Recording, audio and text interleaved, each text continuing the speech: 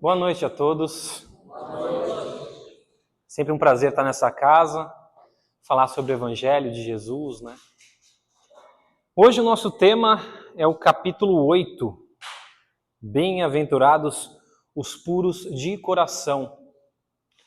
O capítulo entra nessa questão das bem-aventuranças, né? A gente traz aqui várias delas, cada uma é um tema, tamanha grandiosidade que foi o Sermão da Montanha, né, de Jesus.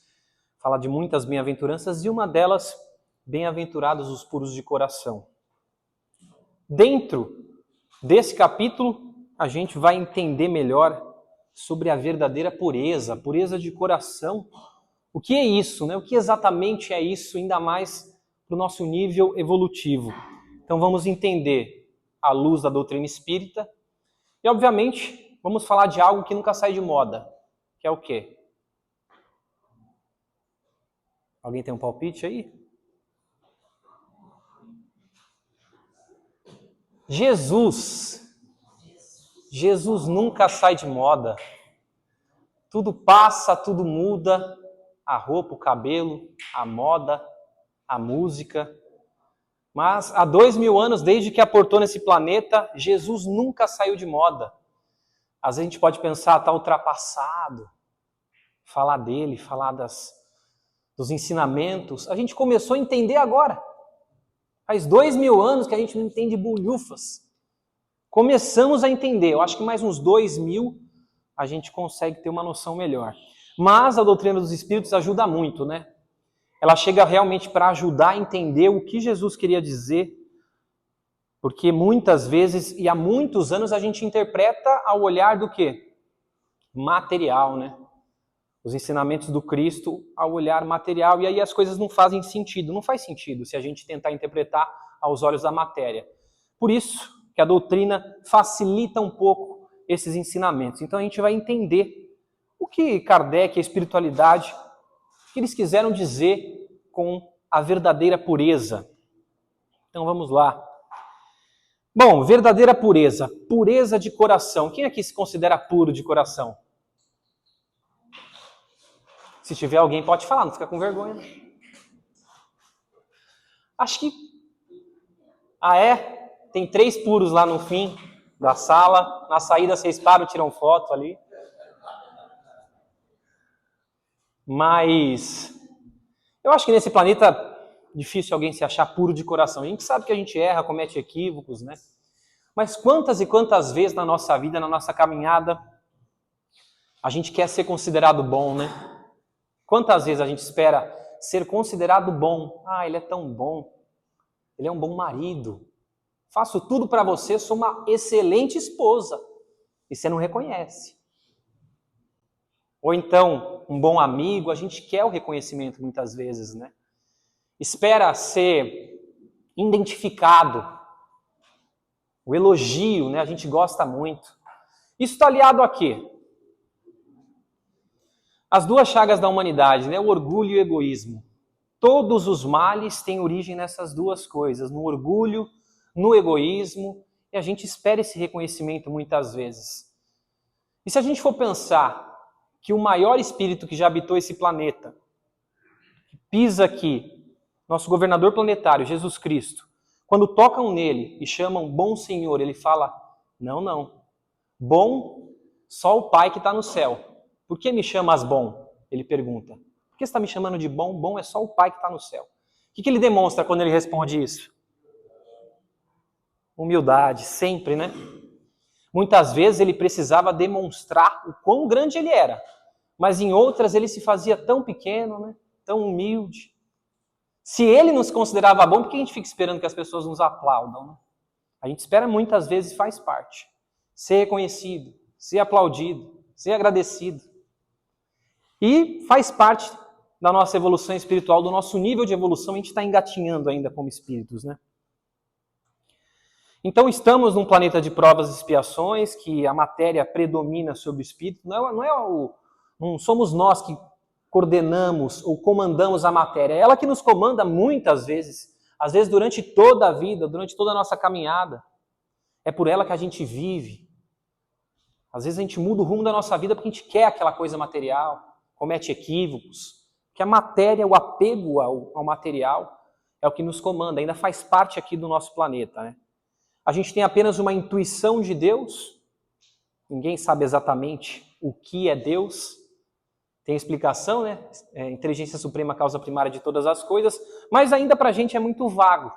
A doutrina traz explicações, mas é vago. Então, na nossa pequenez, a gente tem que entender que para ser verdadeiramente bom e ter puro coração, ainda vai uma caminhada. Mas, dentro desse capítulo, a espiritualidade e o Kardec, eles colocam subtópicos, né? Então, bem-aventurados os puros de coração, e trazem algumas passagens bíblicas que, ao olhar da doutrina, o Kardec e a espiritualidade tentam explicar para a gente. Tá distante ainda essa pureza de coração, mas se a gente quer chegar lá, é dessa forma, e eles vão nos dando algumas dicas. Olha só. Primeiro, eu trouxe 2 tópicos, né, do capítulo. Primeiro é uma passagem bastante conhecida, uma das mais famosas, né? Se apresentam os meninos para que os tocasse, e os discípulos ameaçavam, evitavam que as crianças chegassem até Jesus. E o que ele fala? Ele se incomoda e fala: deixa vir a mim os pequeninos, e não os embaraceis, porque o reino de Deus é daqueles que se assemelham. O reino de Deus pertence àqueles que se parecem com essas crianças. Em verdade vos digo que todo aquele que não receber o reino de Deus como uma criança, não entrará neles. E abraçando-os e pondo as mãos sobre eles, o abençoava. O que ele quis dizer com isso? A importância, o que a criança faz verdadeiramente? Ela sente verdadeiramente, né? A criança não está pensando no amanhã, não está pensando no futuro, a não ser que conte alguma coisa para ela e diz que ela vai no parque de diversão no sábado, ela fica ansiosa. Mas quando ela está ali vivendo, o que ela faz? Ela vive de verdade aquilo, né? A brincadeira é de verdade. Briga com o amiguinho, daqui a pouco, tá tudo certo. Perdoa e continua brincando depois.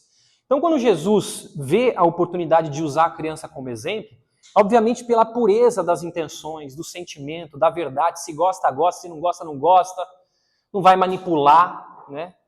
Com o tempo a gente vai ganhando o quê? Essa máscara que a sociedade impõe, né? O caráter da criança, né? A personalidade também vai se mostrando, o que é de verdade, né? Aquele espírito que carrega muita memória vai se mostrando.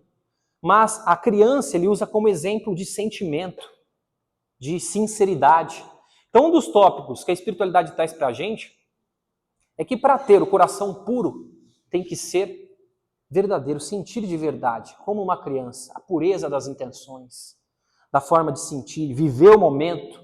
A gente ou muitas vezes está amarrado ao passado ou amanhã, né? A gente fica esperando amanhã, sofrendo pela manhã, ou então vive as mágoas do passado, remoe aquilo por tanto tempo. O sentimento da criança é ali instantâneo. E o próximo tópico tem muita ligação com o tema. A gente precisa lembrar que desde sempre, quando Jesus aporta aqui no planeta Terra, o que acontece? Ele sempre foi confrontado. Ele estava acostumado, porque ele veio exatamente para isso, para ser confrontado, para ser questionado. Ele veio para abalar tudo que já estava pronto. As religiões, os conceitos, os dogmas. As pessoas estavam seguindo uma risca e acreditavam que tudo aquilo que seguia era correto e certo. E quando ele é anunciado, as pessoas esperavam que ele nascesse onde? Dentro do governo, né, do Sinédrio, que ele ia comandar toda a matéria, mas ele vem onde? Na simplicidade, na pureza. Por quê? É mais fácil a gente explicar e ensinar algo para uma pessoa simples ou para um mestre doutorado? Como é que é essa pessoa que já tem 3 doutorados e fala 6 línguas? Como é que as pessoas do Sinédrio se sentiam? Como é que Saulo de Tarso se sentia? Imagine então Jesus trazendo o evangelho com mensagem de amor, de verdade e simplicidade lá para o Sinédrio. Não dá. É na simplicidade da casinha simples, das pessoas simples, do pobre, do doente, da prostituta, do bandido. São as folhas em branco, ao olhar da sociedade, que Jesus veio para preencher. E ele sabia que plantando o evangelho dele ali ia florescer. Porque se fosse lá, não ia. Mas como não tinha erro, o plano não tinha como dar errado, porque era ele que estava fazendo. O Espírito Superior. Então ele sempre foi confrontado o tempo inteiro. E essa passagem, que a espiritualidade traz para a gente dentro do capítulo, são as mãos não lavadas. Então chegaram a ele uns escribas e fariseus de Jerusalém dizendo: por que os seus discípulos estão ignorando a tradição? Eles não lavaram a mão para comer o pão. Por que eles estão fazendo isso? Ele chama essas pessoas e fala: ouve e entende. Não é o que entra pela boca que faz imundo o homem, mas o que sai da boca, isso é que faz imundo o homem. E o Pedro questiona: Jesus, explica para a gente essa parábola. Também não entendi. E Jesus fala: também em vós outros está essa inteligência? Também não entendeu ainda, Pedro? Não compreendes que tudo que entra pela boca desce ao ventre e se lança depois num lugar escuso? Mas as coisas que saem da boca vêm do coração, e estas são as que fazem o homem imundo. E aí ele já pega no quê? No falar, no agir, junto com o sentir da criança. Para a gente ter ideia, na época, sentar à mesa para comer o pão sem lavar a mão não tem nada a ver com higiene. Essa questão de lavar as mãos, porque é importante, por causa das bactérias, veio muito tempo depois. Séculos e séculos. Idade Média, o pessoal começou a entender: peraí, se lavar a mão tem menos doença. Então imagine, na época de Jesus não tinha nada a ver com isso. Tinha o quê? Com tradição. Jesus sabia que era uma tradição sentar à mesa e lavar a mão antes. E o que ele veio para fazer? Para confundir as tradições. Veio para confundir tudo. Então ele: não lavem a mão. Os discípulos sentam sem lavar a mão, é uma afronta. Segundo os estudos, é como se, na época era considerado como se deitar com uma prostituta. Não lavar as mãos para comer. Para a gente entender a gravidade do que eles estavam fazendo naquela mesa. E aí o que Jesus faz? Ele mostra que a verdadeira sujeira está onde? Dentro do coração daquelas pessoas. Imagine o pessoal escutando aquilo, né? Eu, em verdade, vos digo que o que entra pela sua boca desce ao ventre e é jogado em algum lugar. Agora, o que sai do seu coração é o que você sente, é o que você vive, é o que você pensa. Essa é a verdadeira sujeira que você tem que estar preocupado em limpar. Então é melhor sentar à mesa com as mãos sujas, mas com o coração limpo. Então, para a gente ter ideia da proporção que ele enxergava nas pequenas ações do dia a dia para dar um ensinamento milenar. E aí ele mostra para os discípulos que é a verdadeira limpeza interna. E ainda hoje, a gente faz essa barganha, porque era uma barganha, né? As pessoas seguiam essa tradição porque acreditavam que estavam agradando um Deus muito menor do que foi apresentado por Jesus, né? E ainda hoje a gente não faz isso, essa barganha, essa troca. Eu faço isso, mas espero aquilo. Domingo, 7h é hora do quê? De ir na igreja. Terça-feira, 8h eu não posso perder a palestra e o passe. Não posso. É compromisso. Sábado. Não precisa nem sábado. Sai daqui, ó. Você viu fulana? Tal coisa. Chega em casa, desce a lenha na irmã. Fala mal do marido. Questiona a decisão de não sei quem. A língua igual um chicote. Mas domingo, 7h é igreja. Passe, tá em dia. Não é a mesma coisa? A pureza não é externa. É óbvio que a gente está aqui nesse ambiente reunido, a gente recebe muita coisa positiva, o remédio que cada um precisa, a gente já está recebendo a partir de agora, né? Do momento que entra ali. Faz muito bem para a gente. Mas se a gente não trabalhar a verdadeira limpeza, adianta muito? Será que adianta? Será que não é no trabalho, no dia a dia? É isso que ele quis ensinar para os discípulos. Será que não é essa limpeza interior? Se preocupar com o que você fala, com o que você sente, organizar, o pensar, o falar, o agir. Essa é a verdadeira limpeza. Senão a gente pode passar 100 anos indo ao centro espírita e não aprender nada. Não colocar nada em prática. Por isso, Jesus sempre nos convidava a olhar para dentro. Para de cuidar da vida dos outros, olha para dentro. Para de se preocupar com coisas mesquinhas, olha para dentro. E lavem a mão. Hoje em dia é importante lavar a mão também. Ouvistes o que foi dito aos antigos, não adulterarás. Eu, porém, vos digo que todo aquele que olhar para uma mulher cobiçando-a, já no seu coração adulterou com ela. Aí é pesado, né, gente?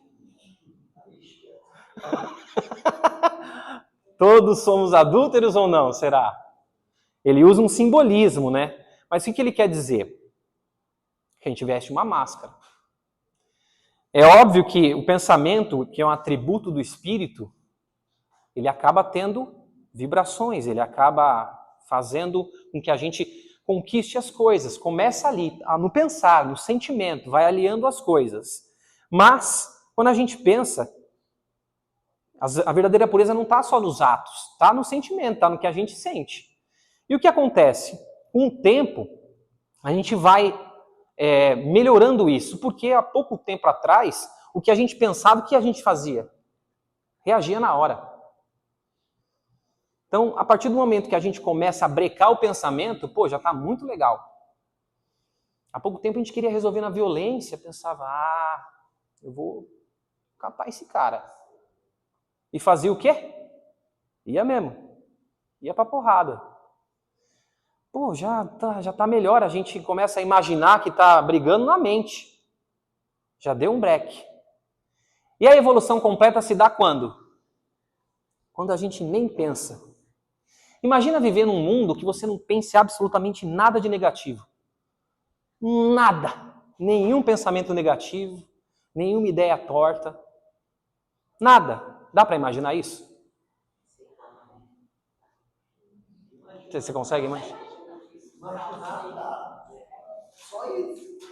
Porque a gente tem controle sobre o que a gente pensa? Não tem, né? Muito difícil. Vem muito rápido. Às vezes a gente não sabe se esse pensamento é nosso, se o pensamento não é nosso. Se é o homem velho se manifestando. Às vezes vem uns pensamentos e a gente fala, que absurdo é isso que você está pensando? Pelo amor de Deus. A gente responde a si mesmo, para de pensar isso. Que loucura é essa que você está pensando? Isso é natural, faz parte da evolução do espírito. Então, legal, já deixamos de reagir, já deixamos de agir, fazer a coisa negativa com as próprias mãos. Estamos pensando. Já evoluímos do quê? De não falar, olha só. Porque antes descia, não tinha curva, né? Pum, pum. Tem gente que é assim ainda, faz parte. Mas deu uma segurada na língua, olha só, estou falando menos mal das pessoas. Estou evitando cuidar da vida dos outros, fazer fofoca, criticar. Já é uma evolução. É a passo de formiguinha, né? Passamos tantos milênios de anos evoluindo e a gente continua fazendo isso. Mas temos que ter a ciência que um coração verdadeiramente puro está com tudo alinhado, né? O pensamento, o agir, o falar e o sentir. E aí dentro do capítulo, eles trazem outro conselho de Jesus. Esse aqui eu acho que vai ser tranquilo. Todo mundo vai conseguir fazer. Se alguém lhe fizer o mal, o que você faz? Devolve com o bem. Eu acho que até agora, dos que Jesus explicou, esse aqui é o mais tranquilo, né?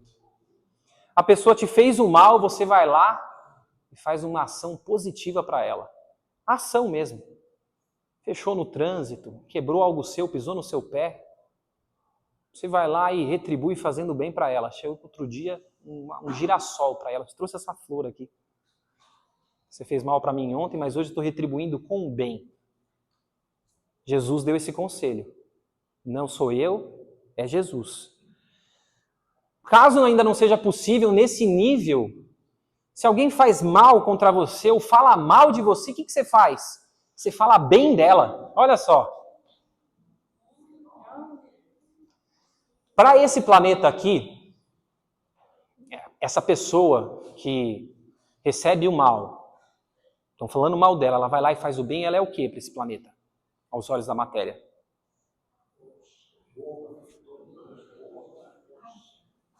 Você é um besta. Jesus fala, faça uma ação positiva. Ou então, a pessoa está falando mal de você no trabalho o tempo inteiro. Chegam para você, fulano está lá no RH falando mal de você. Aí você responde, vou falar bem dele. fulano é isso. É que tem gente que às vezes é até difícil achar uma coisa boa, mas tem. Às vezes é igual cavar o petróleo. Você tem que... mas alguma coisa você vai achar. A camisa dele vermelha tá linda. Sei lá. Alguma coisa boa você vai achar. Fulano tá falando mal de você no RH, você vai lá no RH e fala, fulano estava aqui? Ele é um ótimo pai, uma pessoa excelente. É um conselho de Jesus, viu, gente? Não consegue fazer o bem para a pessoa, devolver com o bem. Não consegue falar bem daquela pessoa que está maldizendo você. Sabe o que você pode fazer? Mais um conselho. Ora por ela. Vai lá no banheiro, faz uma oração, chega em casa, coloca ela e a família inteira dela na oração. O cara está te enchendo o saco há 5 anos. Você vai orar por ela. Senhor, aquele irmão tão querido, que me enche o saco há 5 anos, quero vibrar por ele, pela família dele. Isso é uma característica de quem tem o coração próximo da pureza. Olha só. Um coração puro, ele nunca vai pensar em devolver com o mal. Esse planeta está cheio de gente boa, né? Nossa! Hoje ainda, 2026, a gente escuta qual conselho? Você vai lá e dá na cara dele. Se você voltar para casa sem devolver, você apanha de novo. Esse conselho era muito dado, né? É um desafio? Lógico que é um desafio. O mundo vai continuar achando a pessoa uma besta. A besta foi lá e levou uma flor. Mas é um conselho de Jesus, a gente quer habitar que mundo? Habitar o mundo que um devolve para o outro? Imagina essa devolução de maldade, até quando vai esse negócio? Jogou o míssel lá, eu vou jogar 3. Não, você está criando não sei o que aí, não estou criando, está criando, toma a bomba, devolve a bomba, outro vai na bomba, aí nasce outro pior do que o que estava. E assim vai, a gente vai viver num mundo de agressões, devoluções. E aí vai ter solução? Quando dá a solução? Quando chega alguém e fala, opa gente, espera aí. Vamos trocar uma ideia. Ele também é gente boa. O pessoal lá também é gente da melhor qualidade.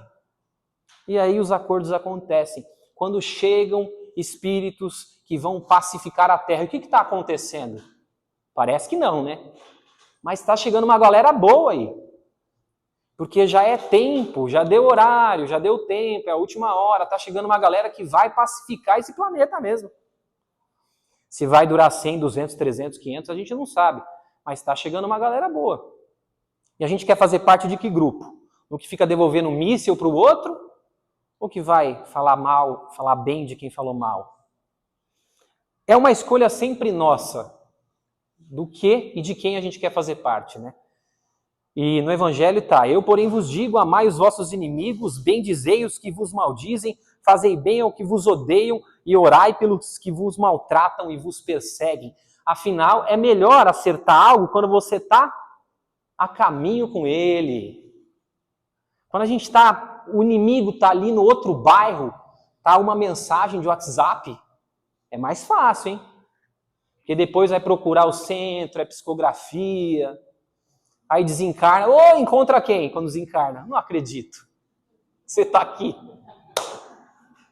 Ou então vai procurar aquele irmão para se acertar e não acha. Fulano encarnou, eu estou desencarnado. Um vai para o mundo, um nasce na Hungria, outro na Noruega. E assim vai. Então Jesus fala, aproveita que o irmão está aí do seu lado, cola nele, se acerta, porque nada no universo fica por ser resolvido. Olha isso. Complicado, hein? Quando o perdão rompe aquilo ali, às vezes não se vê nunca mais. Não necessariamente você precisa amar aquela pessoa que te fez mal, mas respeitar, entender que é irmão em Jesus, em Deus. Então, quando o perdão acontece, rompe uma aliança de ódio e cada um segue seu caminho. Ou senão, o que pode acontecer? Nasce juntinho. Às vezes o inimigo nasce na sua casa. Acontece bastante. Uma certa frequência.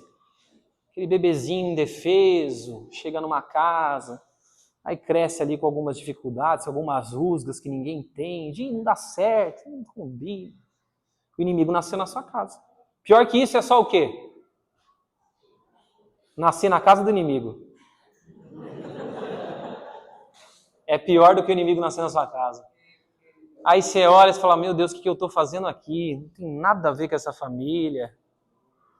Nossa, porque o amigo lá tá com todo mundo que é da turma dele, aí você nasceu lá, porque Deus fala assim, é mais uma oportunidade para você se acertar. Ninguém tem pressa, o universo não tem pressa nenhuma, vai e se acerta. Aí você vai numa casa e fala, nossa, e não é melhor resolver agora, então? É melhor resolver agora. Porque aí a gente vai procurar quem? Os laços de amor. Vai nascer em uma casa que a gente pode ajudar o outro, pode o outro fazer parte da nossa evolução espiritual através do amor. Muito mais fácil, né? Então, pagar o mal com o bem é uma bela dica de Jesus, né? É uma bela dica que a gente tem que tentar trazer para o nosso dia a dia, pelo menos na oração. Já vai ser excelente. Então, para ser puro de coração é necessário estar em sintonia consigo mesmo, segundo o Evangelho. Pensar, sentir, falar, agir devem estar em comum acordo. A gente tem tudo desencontrado. Às vezes a gente pensa uma coisa, fala outra e vai embora sentindo outra. Chega em casa amargurado, aquela angústia. Nossa, eu falei aquilo, mas eu nem queria falar, estou sentindo outra, mas talvez eu pense outra. Quantas vezes a gente já não viveu isso? Tudo desalinhado, o pensamento, o sentir, o agir. Então, a sinceridade das intenções, né? Porque o mundo pode discordar da nossa ação, mas se a gente teve uma intenção boa, quem sabe dessa intenção? Eu e Deus. Às vezes é difícil o mundo nos confrontando, mas quando eu quis fazer algo com boa intenção e o mundo não acredita, Deus sabe, porque Deus sabe exatamente de todas as nossas intenções, sentimentos, pensamentos, afinal a gente está mergulhado nele, né? Então o nosso sentir tem que estar alinhado com a nossa intenção. Eu quis fazer o bem. Às vezes a gente comete alguns erros. Eu quis fazer o bem e deu errado. Pede desculpa, segue. Mas é essa intenção de fazer e acertar, de ser melhor, é o que importa. É só isso que Deus e Jesus está pedindo para a gente. Tem intenção de ser melhor a cada dia, de evoluir em cada passo, nas intenções, no falar. A gente vai errar bastante porque faz parte. Até a gente chegar num mundo em que todos os pensamentos são bons, tem muito caminho. Então, pelo menos a intenção tem que estar alinhada. Qual a sua intenção em fazer aquilo? Qual a sua intenção em sair de casa? Qual a sua intenção em ajudar o outro? Você está querendo aplauso ou você está querendo ajudar de verdade? Qual a sua intenção a se dedicar no espiritismo? Qual a sua intenção de estudar aquilo? A sua intenção é qual? Se a gente se perguntar isso, as coisas ficam mais fáceis, porque a gente vai cometer equívoco, mas vai saber, ó, a minha vontade era aquela, deu errado, faz parte. Mas eu quis acertar.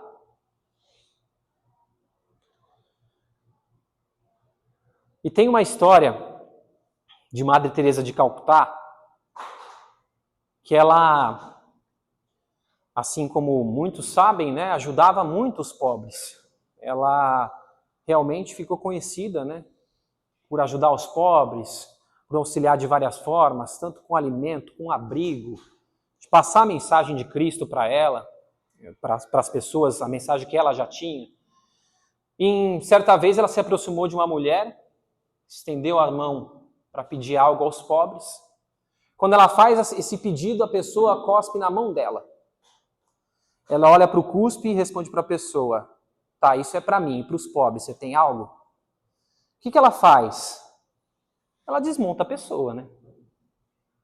Eu não me importo com a sua cusparada. Qual era a intenção dela? A intenção da Madre Teresa é ajudar os pobres. O que a moça fez com ela? Tanto faz. Tá, esse cuspe foi para mim, para os pobres, você tem alguma coisa? Olha só, fora da caixa, né? Porque o que a gente faz muitas vezes, imagina alguém cuspindo na gente. É lógico que não dá para comparar nossa evolução espiritual com seres missionários, mas servem de exemplos, servem para a gente pensar e lembrar em vários momentos da nossa trajetória. A minha intenção é ajudar os pobres, eu estou aqui para isso, não me importa o que você acha, o que você está falando, o que você está fazendo. A minha intenção é essa, eu tenho muito clara que eu quero ajudar as pessoas. Então ela se mantém firme mesmo depois do cuspe. Então, dentro dessa mensagem, Jesus traz para a gente o que importa é a pureza nas ideias, a sinceridade nas nossas intenções. E entender que o caminho tem obstáculos, mas é um caminho que vale a pena ser percorrido. Quando a gente chega lá, né, a verdadeira felicidade, sabe qual é?